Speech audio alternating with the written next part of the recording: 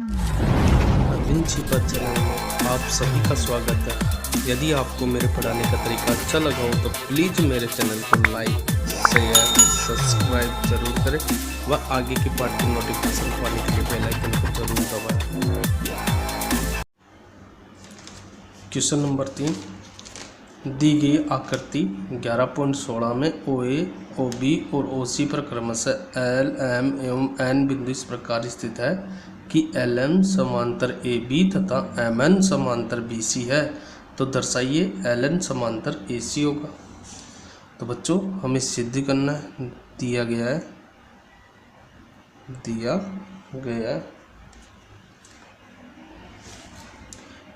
है बच्चों हमें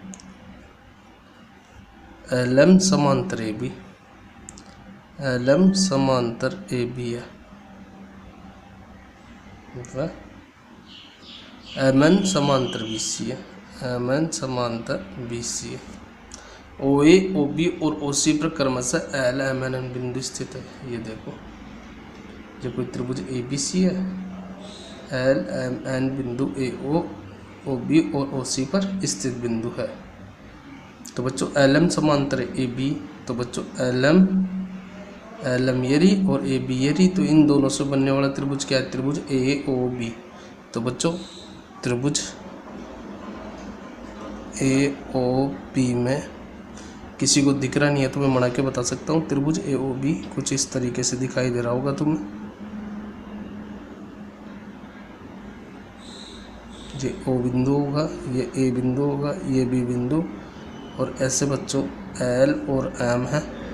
त्रिभुज AOB में हमें पता है LM समांतर AB है, LM समांतर AB है। और थेल्स प्रमेय के विलोम से क्या बोलता है? यदि ये रेखा इस रेखा के समांतर है, अतः हम जानते हैं कि थेल्स प्रमेय के विलोम 11.2 से क्या, जब ये रेखा इस रेखा के समांतर तो भुजाएं समान अनुपात में होगी, यानी OM बट्टे MB का जो अनुपात होगा वही अनुपात OL बट्टे LA का होगा। अतः OM बट्टे MB बराबर होगा OL बट्टे LA। इसको देते समीकरण 1। अब इसी प्रकार क्वेश्चन के अंतर्गत दिया गया है MN समांतर BC और MN समांतर BC से कौन सा त्रिभुज बन रहा है? त्रिभुज BOC में। तो बच्चों हम चलते हैं त्रिभुज BOC में।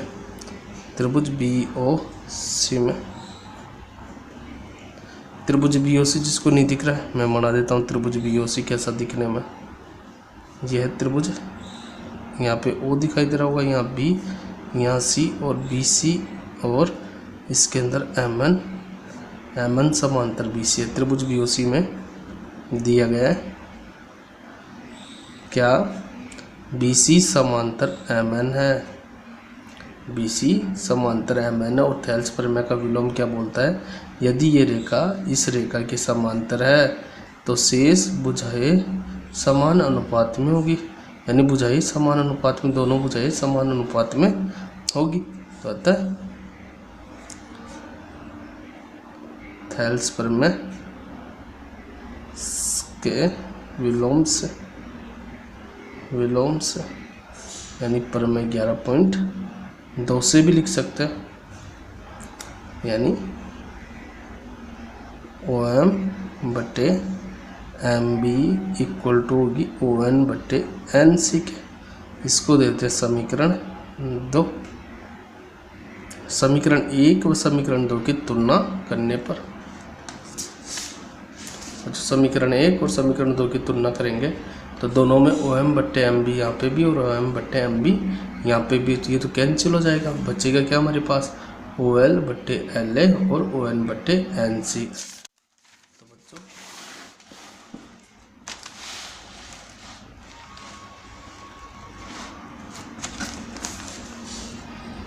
समीकरण 1 व समीकरण 2 की तुलना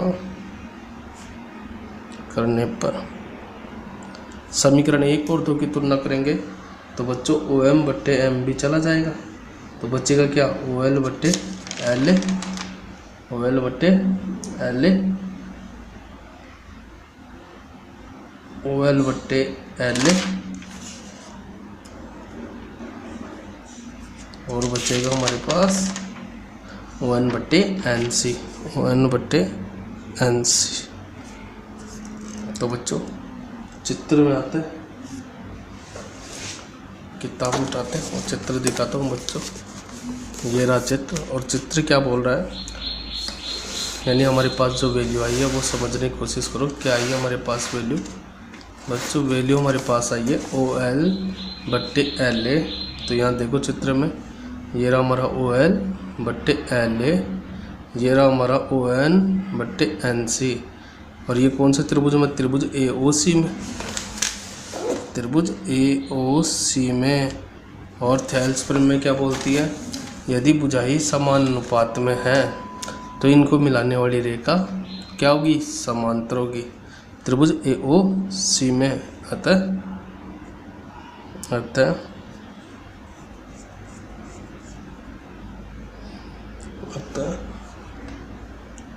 LM समांतर AC होगी इति सिद्ध। ये क्वेश्चन बहुत ही मोस्ट है परीक्षा की दृष्टि से, तो बच्चों इस क्वेश्चन को कम से कम 1 या 2 बार ज़रूर निकालना और हाथ से करने की कोशिश करना, मन से करने की कोशिश करना। मोस्ट क्वेश्चन है, एग्जाम की दृष्टि से आ सकता है। क्वेश्चन नंबर 4, त्रिभुज ABC में AB व AC भुजाएं पर क्रमशः D और E बिंदु इस प्रकार स्थित है कि BD बराबर C है। कोई त्रिभुज है ABC। सॉल्यूशन देख रहे हैं, त्रिभुज ABC है, इसकी भुजा AB और AC पर D और E बिंदु इस प्रकार स्थित है, BD बराबर C है, यानी ये वाली इस वाली भुजा के बराबर, और कोण B बराबर कोण C है। तो दर्शाइए कि DE समांतर है BC के। ये रेखा कब समांतर आ सकती है हम जानते हैं, यानी सिद्ध करना है। सिद्ध क्या करना है भाई बच्चों, मेरे को बताओ ये रेखा कब समांतर होती है? जब भुजाएं समान अनुपात में। तो सिद्ध करना है AD बट्टे DB बराबर AE बट्टे EC के। यदि हम ये निकाल लेंगे तो इससे हमें ये पता चल जाएगा कि DE किसके समांतर है? BC के। भाई सिद्ध तो यही करना है, तो हमें निकालना तो यही है ना, AD बट्टे DB बराबर आ जाए AE बट्टे EC के। तो बच्चों मेरे को ये बताओ AB बराबर किसके है? AC के। क्यों? क्योंकि हम जानते हैं किसी भी त्रिभुज के अंदर संगत कोणों के सामने वाली भुजाएं समान होती है। भाई ये कोण इस कोण के बराबर है, तो इसके सामने बनने वाला भुजा संगत भुजा कहलाएगी, और इस कोण के सामने बनने वाली भुजा संगत भुजा कहलाएगी। तो AB किसके बराबर होगी? AC के, क्योंकि दिया गया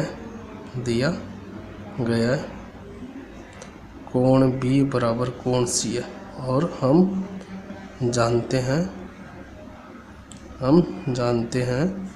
कि संगत कोण की सम्मुख भुजा समान होती है। संगत कोण की सम्मुख भुजा समान होती है, यानी कोण C की संगत भुजा AB और कोण B के संगत भुजा AC। तो AB बराबर क्या होगी? AC। तो बच्चों AB को हम क्या लिख सकते हैं? AB को हम लिख सकते हैं AD plus DB, AD plus DB लिख सकते हैं। और बच्चों AC को क्या लिख सकते हैं? AE प्लस EC, AE को लिख सकते हैं AE प्लस EC। और बच्चों में दे रखा है BD बराबर C, यानी BD बराबर C है, तो इसको मैं लिख सकता हूँ AD प्लस BD बराबर AE प्लस C। तो दिया गया चूँकि BD बराबर CE दिया गया, तो बच्चों यहाँ पे CE की जगह क्या लिख सकता हूँ? BD। तो AD प्लस BD बराबर AE प्लस BD। बच्चों पक्षांतर करेंगे तो BD से BD कट जाएगा, प्लस का BD इधर आएगा तो माइनस का, तो BD में से BD गया तो 0। तो क्या आ जाएगा, AD बराबर AE आ जाएगा, AD बराबर AE आ जाएगा। पता है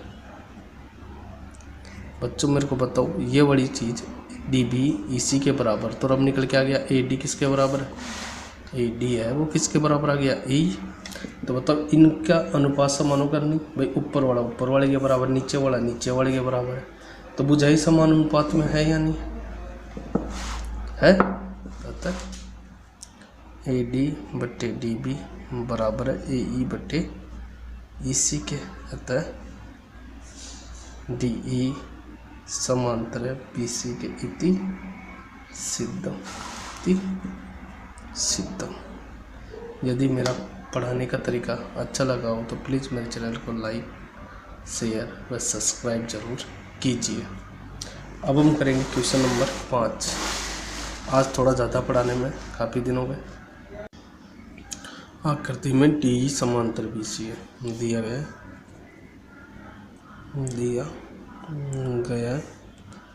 DE समांतर BC है। DE समांतर BC कौन से त्रिभुज में, त्रिभुज ABC में।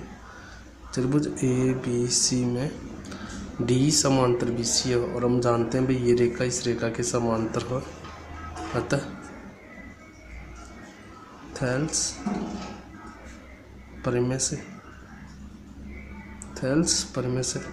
क्या बोलते हैं, भुजाई समानुपात में होगी। जिसको चित्र में समझ में नहीं आ रहा, मैं छोटा सा चित्र बना देता हूँ। चित्र से ABC और इसके अंदर DE है। तो थेल्स परिमेय के 3 रूप बताए थे मैंने। एक रूप बताया था AD बट्टे DB और AE बट्टे EC। क्योंकि हमें सवाल में दे रखा है सीधे क्या करना है, AD स्क्वायर यानी AD चाहिए, AB चाहिए और AF चाहिए। तो बच्चों में सिद्ध करने से पता चल रहा है हमें भुजा AD और AB चाहिए। भुजा AD और AB कब आएगी, जब थेल्स परिमेय का दूसरा रूप क्या है, AD बट्टे AB और AE बट्टे AC। ये भी सिखाया था। ये कैसे बना था मैंने बताया था, दोनों तरफ एक जोड़ देंगे, दोनों तरफ एक जोड़ेंगे तो हमारे पास ये रूप बन के आ जाएगा। तो हम शॉर्टकट ही लगाएंगे। तो थेल्स परिमेय से AD बट्टे AB इक्वल टू होगा पहले छोटा AE फिर बड़ा AC। इसको देते समीकरण 1। अब त्रिभुज ADC में देखो, त्रिभुज ADC में दिया गया क्या कि CD समांतर EF के। जिसको नहीं दिख रहा उसके लिए मैं चित्र बना के दिखा देता हूँ। कुछ इस प्रकार से चित्र ADC, इसका नाम A है, यहाँ D दिखाई दे रहा होगा, यहाँ C, और यहाँ से बच्चों यहाँ से E बिंदु और F बिंदु दिखाई दे रहा है। DC समांतर EF दे रखा है। तो थेल्स परिमेय वैसे ही लगानी है, क्योंकि हमें चित्र में क्या चाहिए, या तो AD चाहिए या AF। तो यहाँ AD और AF यानी पहले छोटा फिर बड़ा, तो AF बट्टे AD बराबर AE बट्टे EC। थेल्स परिमेय से इसको दे दो समीकरण 2। दोनों में कुछ तो कॉमन होगा, जिससे यहाँ AE बट्टे AC आएगा, यहाँ पे AE बट्टे AC, EC नहीं AC। तो समीकरण 1 और समीकरण 2 में AE बट्टे AC यहाँ पे भी और AE बट्टे AC यहाँ पे भी। समीकरण 1 और समीकरण 2 की तुलना करने पर समीकरण 1 व समीकरण 2 की तुलना करने पर समीकरण 1 और समीकरण 2 की तुलना करेंगे, जो दोनों में पक्ष समान होगा वो हट जाएगा, बचेगा क्या, AD बट्टे AB बराबर AF बट्टे AD। क्या करें, वज्रगुणा करने पर वज्रगुणा में क्या होता है, ऊपर वाली राशि नीचे वाली राशि से गुणा होती है और नीचे वाली राशि ऊपर वाली राशि से गुणा होती है। तो ए डी को ए डी से गुणा करेंगे तो क्या आ जाएगा ए डी स्क्वायर, और ए बी को ए एफ से गुणा करेंगे तो क्या आ जाएगा ए बी गुणा ए एफ। क्या बच्चों में यही सिद्ध करना था? बिल्कुल इति सिद्ध, हेंस प्रूव्ड।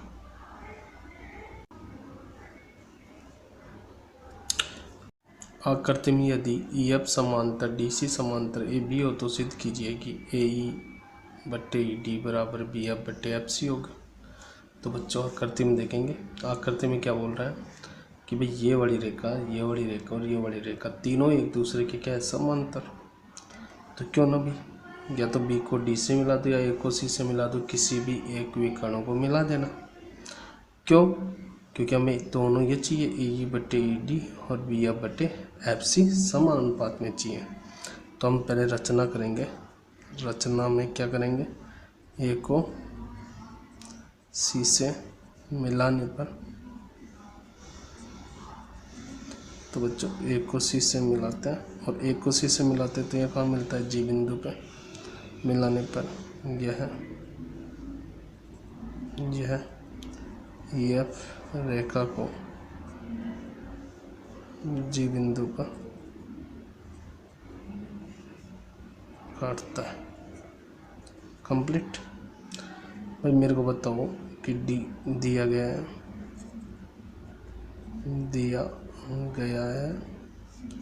ए बी समांतर ई एफ समांतर डी सी है।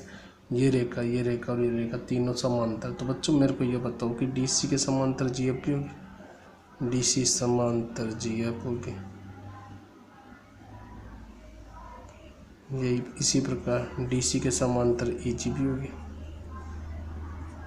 इसी प्रकार ए बी के समांतर ई एफ है तो ए बी के समांतर ई जी भी होगी, ए बी के समांतर ई जी भी होगी और ए बी के समांतर जी एफ भी होगी। क्योंकि भाई जब पूरी रेखा समांतर है, इस पूरी रेखा के जब ये रेखा समांतर, हमें पता है समांतर रेखाओं को कहीं से भी ले लो उनके मध्य की दूरी समान होती है। इस बिंदु से लेंगे तो भी मध्य की दूरी समान होगी, इस बिंदु से लेंगे तो भी मध्य की दूरी समान होगी। जब भी तो समांतर रेखा है, समांतर रेखा है उन्हें कहते हैं जो कभी भी एक दूसरे को नहीं काटती हो। तो बच्चों ये रेखा इस रेखा के समांतर है। पहले त्रिभुज ले लो, त्रिभुज ए डी सी में, त्रिभुज ए डी सी में, त्रिभुज ए डी सी में क्या है,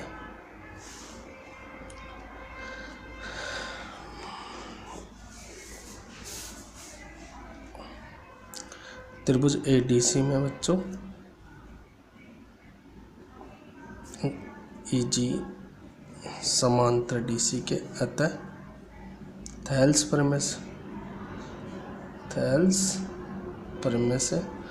प्रमेय क्या बोलती है? यदि किसी त्रिभुज के अंदर ये रेखा इस रेखा के समांतर तो भुजाएं समान अनुपात में होगी, यानी ए ई बट्टे ई डी बराबर होगी ए जी बट्टे जी सी के। इसके देते हैं समीकरण 1।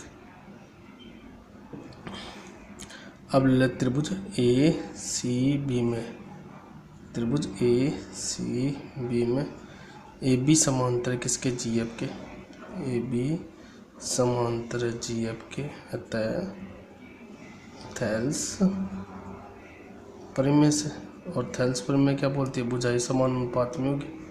तो भाई ए जी यहीं से ले लेते हैं, ए जी बट्टे जी सी, ए जी बट्टे जी सी बराबर बी एफ बट्टे एफ सी, बी एफ बट्टे एफ सी। समीकरण 2, समीकरण 1 और समीकरण 2 की तुलना करने पर, समीकरण 1 और समीकरण 2 की तुलना करने पर, तो समीकरण 1 और समीकरण 2 की तुलना करने से जो दोनों में समान पक्ष था ए जी बट्टे जी सी वो हट गया, बचा क्या, ए ई बट्टे ई डी बराबर है बी एफ बट्टे एफ सी के। इति सिद्ध। बच्चों में यही सिद्ध करना था। यदि मेरा पढ़ाने का तरीका अच्छा लगा हो तो प्लीज़ चैनल को सब्सक्राइब जरूर करें व आगे की पार्ट की नोटिफिकेशन पाने के लिए बेल आइकन को ज़रूर दबाएं।